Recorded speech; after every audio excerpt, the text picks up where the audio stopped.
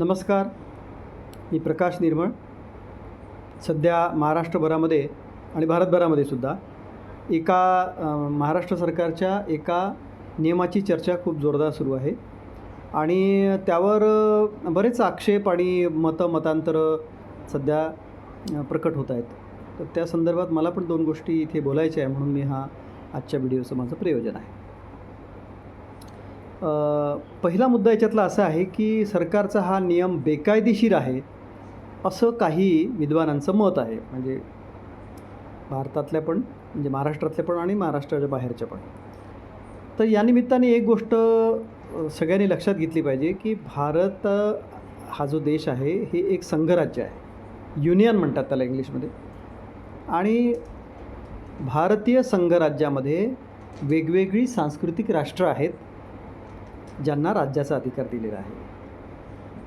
आता त्या प्रत्येक राज्याला आपली भाषा जतन करण्याचा, आपली संस्कृती जोपासण्याचा पूर्ण अधिकार आहे आणि त्या राज्यामध्ये जी संविधान मान्य भाषा आहे त्या राज्याची, ती भाषा तिथली अधिकृत भाषा आहे आणि तीच भाषा तिथे सार्वभौम असणार आहे.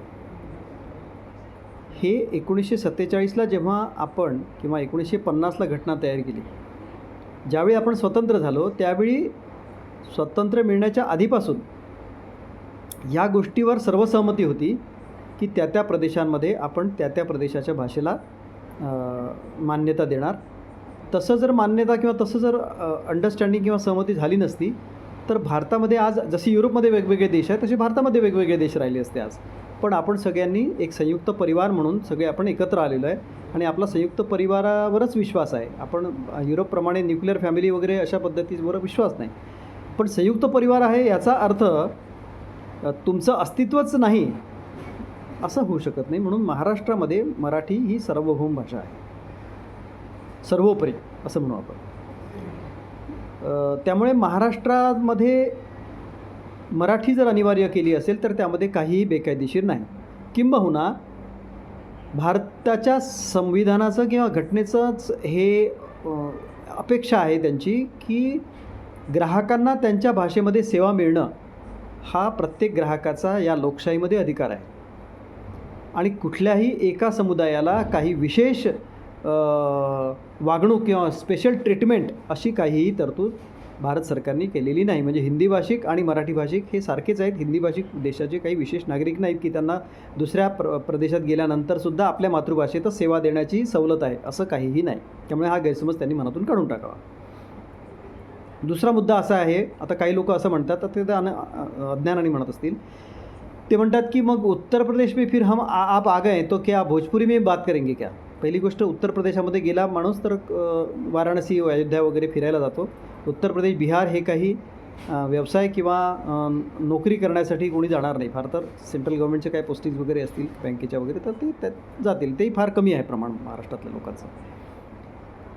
तर दुसरा मुद्दा असा त्याच्यातला, म्हणजे दुसऱ्या त्या भोजपुरी बोलेंगे क्या, तर भोजपुरीची मराठीची तुलना होऊ शकत नाही. मराठी ही 22 राष्ट्रीय भाषांपैकी एक भाषा आहे. भोजपुरी ही राष्ट्रीय भाषांपैकी एक भाषा नाही. तिला भाषेचाही दर्जा घटनेने दिलेला नाही. पण मला जर तुम्ही वैयक्तिक विचाराल तर भोजपुरी ही भाषा आहे आणि भोजपुरीला भाषेचा दर्जा किंबहुना राष्ट्रीय भाषेचा दर्जासुद्धा मिळाला पाहिजे, 23वी राष्ट्रीय भाषा म्हणून.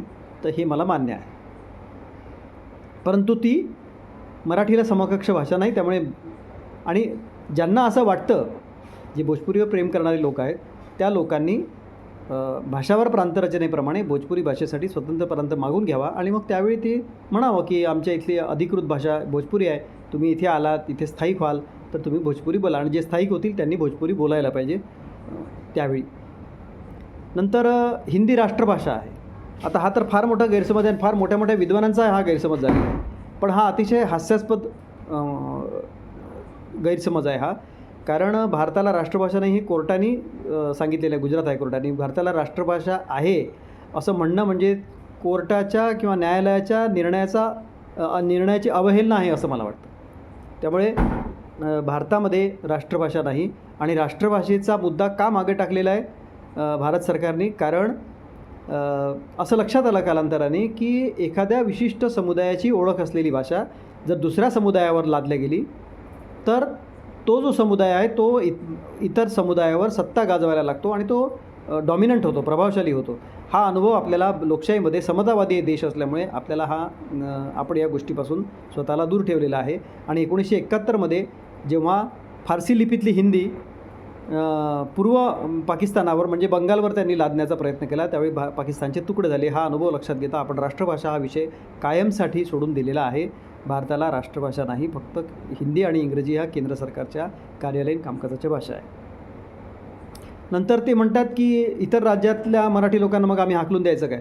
मुळात आम्हीच कोणाला हाकलून देण्याच्या तुम्ही मराठी शिका असं म्हणणं म्हणजे तुम्हाला हाकलून देणं असं जर त्यांना वाटत असेल. काही लोक म्हणतात की मराठी ही फार कठीण भाषा आहे, फार अवघड भाषा आहे. अरे बाबांनो, आमच्याकडचा सोलापूर कोल्हापूरमधला मुलगा तिकडे बंगळूरमध्ये जातो, रिक्षा चालवतो, तर तिथली कन्नड भाषा शिकतो. कन्नडची लिपी मराठीपेक्षा वेगळी आहे आणि कन्नड ही मुळातच मराठीपेक्षा वेगळ्या कुळातली भाषा आहे. मराठी ही भाषा मूळची द्रविड पण आत्ता आर्य कुळातली भाषा गणली जाते आणि कन्नड ही भाषा आधीपासूनच द्रविड कुळातली भाषा आहे. त्यामुळे या दोघांमध्ये भरपूर फरक असूनसुद्धा लोक जर शिकू शकतात तर तुम्ही एकाच कुळातल्या भाषा का शिकू शकत नाही? मराठी लोक किंवा जे गैर हिंदी भाषिक लोक आहेत त्यांचा IQ जास्त आहे आणि तुमचा IQ कमी आहे असं काही नाही आहे. सगळ्यांचा IQ सारखाच आहे. त्यामुळे तुम्हाला जर मराठी शिका असं म्हणत असेल कोणी, तर याचा अर्थ तुम्हाला महाराष्ट्रातून घालवायला बसलेले आहे असा गैरसमज कोणी करण्याचं काही कारण नाही. नंतर मराठी अनिवार्य करणे हा हिंदी भाषिकांवर अन्याय असं ते म्हणतात. मुळात मराठी अनिवार्य करणे हा मराठी भाषिकांवरचा अन्याय दूर करणं आहे. कारण महाराष्ट्रातल्या निम्म्यापेक्षा जास्त ज्या बहुतांशी ज्यामध्ये माता भगिनी आहेत त्यांना हिंदी कळत नाही, हिंदी बोलता पण येत नाही. आजपर्यंत आपण त्यांच्यावर अन्याय करत होतो.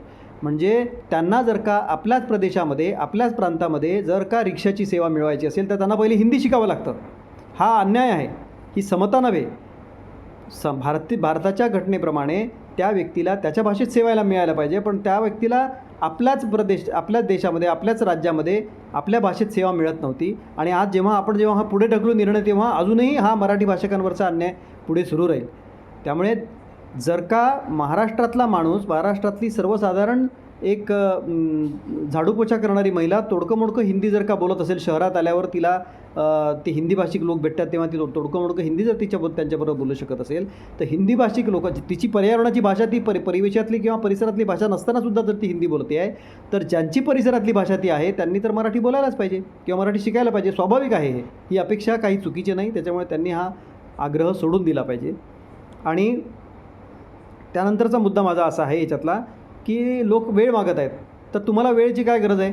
मुळात तुम्ही लिहून दिलेलं आहे सरकारला की आम्हाला मराठी येते म्हणून तुम्हाला जे परमिट किंवा तुम्हाला जे हे मिळाले, परवानगी मिळालेली आहे. सरकारने खरं तर असे जे चुकीचं लिहून दिलेलं आहे, खोटं लिहून दिलं आहे त्यांच्यावर कारवाई करायला पाहिजे, फौजदारी. परंतु सरकार असं करणार नाही. तुम्हाला फक्त मराठी अनिवार्य एवढाच विषय सांगितलेला आहे, तुम्ही मराठी शिकून घ्या ना. आणि मराठी शिकणं हा काय फार मोठा कठीण विषय आहे का? हा काय इंजिनिअरिंग किंवा मेडिकलचा विषय असं नाही आहे. साधारणपणे तुम्ही जर का तुमच्या परिसरातल्याच लोकांशी तुम्ही थोडं मराठी बोलायला सुरुवात केली, जर मराठी लोक हिंदी शिकू शकतात तर तुम्ही पण मराठी शिकू शकता. याच्याबद्दल अजिबात हे बाळगायचं काही कारण नाही.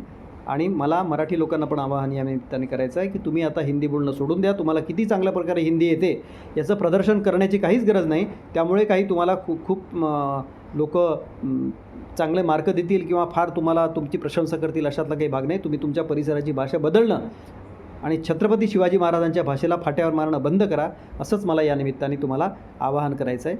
धन्यवाद. जय महाराष्ट्र.